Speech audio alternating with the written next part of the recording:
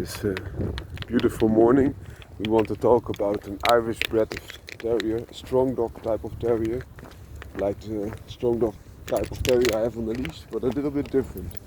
The terrier we want to discuss is the GLEN of IMAAL terrier, which is an Irish terrier. And the GLEN of IMAAL terrier has dwarfism, so it's very low slung to the ground, but it's a very strong, big type of dog. Regardless of their height at the withers, they bring maximum of substance. This is also the route that, for example, the Germans took when they developed their Dachshund, also known as the Wiener dog in the USA, which is also low slung, also dwarfism type of dog. Achondroplastic they call it. So they have very short legs. The rest of the dog is normal size, so to say. The GLEN of IMAAL terrier, also known as the GLEN, short by its fanciers, is a strong dog, which means it is a dog that is silent, and often also in the trials when they made a sound they were disqualified. And this has brought a terrier that's very silent, one of the most silent terriers known to man, also one of the rarest. Indifferent to many another terrier, they are not a baying, like barking type of terrier. They are really a terrier that engages and often kills. Even more so than, for example, the Patterdale terrier does, because the GLEN is such a massive terrier. It's also such a massive terrier that nowadays mostly the GLENs cannot enter all the dens. That rhymes. So what they do, they send in a smaller terrier, or they take a little bit more, and when the GLEN can take hold, he will pull the quarry out, and if needed will kill the quarry as well. And they can, because they have that massive strong heads. They can even crush the skull of a badger, which says something. Maar dat is wel een beetje corny, hè? Ja. Leuk hoor. Goedemorgen. So what they do, they use massive jaw strength to penetrate and crush even the skulls with their canines. So the big teeth on the corners of the dog's mouth. And they are extremely strong type of dogs. So they were next to fox and badger, also kept for otter, and also rats, of course, but for rats it's such a massive gnasher. They will easily destroy it. So easily it will just be like made out of pulp. So compared to another terrier, even like a Patterdale terrier, it has at least twice the strength in its jaws, which means a lot. So where other terriers would struggle to kill, let alone hold, the GLEN will really take care of it. They were developed because they had foreign blood introduced, which meant the low slung hounds were also used and combined with local terrier breeds. It's also very much related to the higher legged other strong dog of Ireland. There's also the Kerry Blue Terrier, of course. It's also an Irish strong dog type, but I'm referring to the soft coated Wheaten Terrier. Also they often carry the same colorations. The funny thing about the GLEN of IMAAL terrier is that they often have a double coat on the back, so a harsh outer coat and a softer undercoat. But the rest of the body only knows, so for example the legs and the belly, only knows the softer coat, which is quite unusual.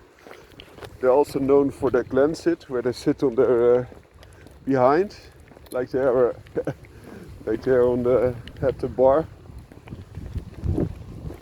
and ordering a new beer. They are from an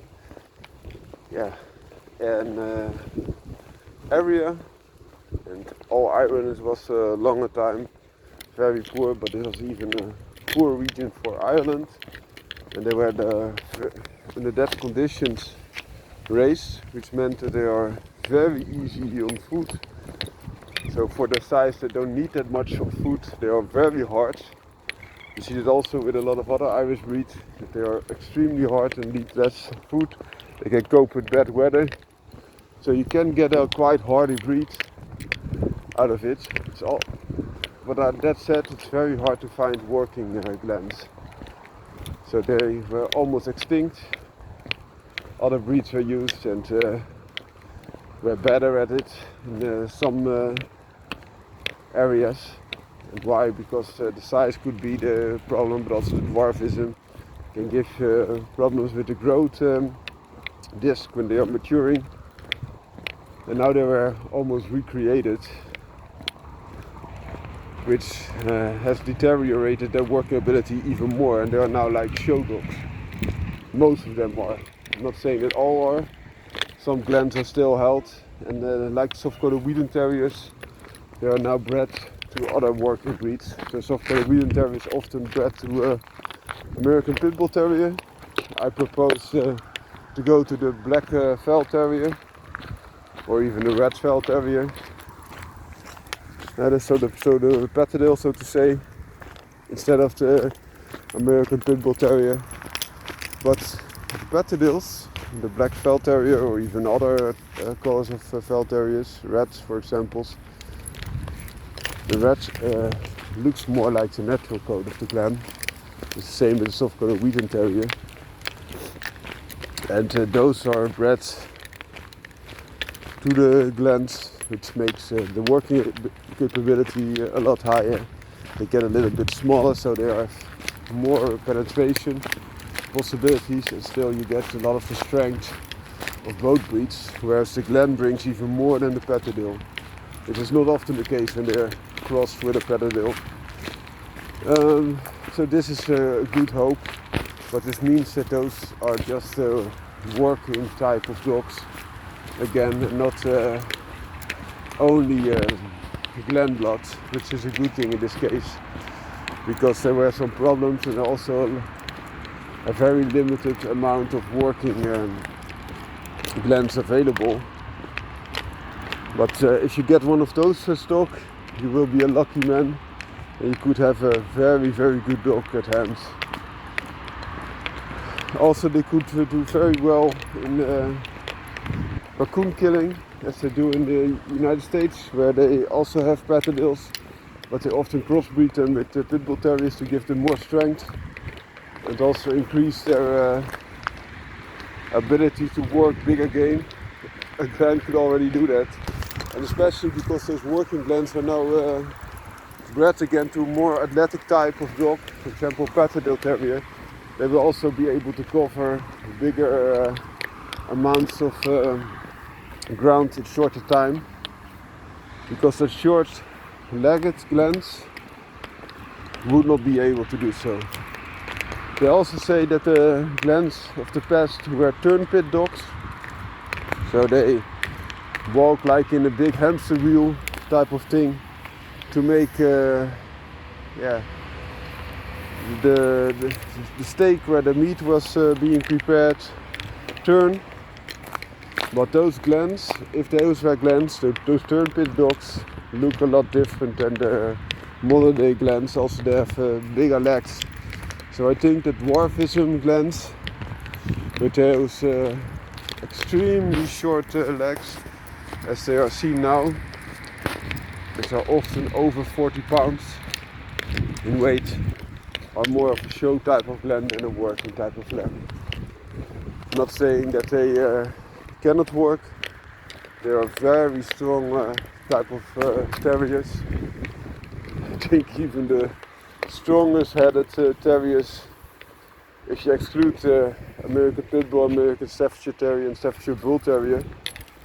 I think the GLEN of IMAAL terriers are way surpassing, for example, big terriers like an Airedale in biting strength. It's a very interesting breed. Also, I really like those that are still working and being crossed with Patterdale terriers or other terriers. And the dog on the leash is a Patterdale terrier. He's 14 months old now. He's a male, Estacado. So where the GLEN of IMAAL terrier easily can surpass 40 pounds. So it's like 18 kilograms and a bit. This little guy is 12 kilograms now. And it gives you some indication that it's half of his weight will be added if you had a GLEN on the leash. And for Patterdale this is already quite a big fella. And the size of a Patterdale will also determine that it cannot fit heavy dens easily. That's even more so for the GLEN. I hope you enjoyed this video and I wish you a very nice day. Bye bye.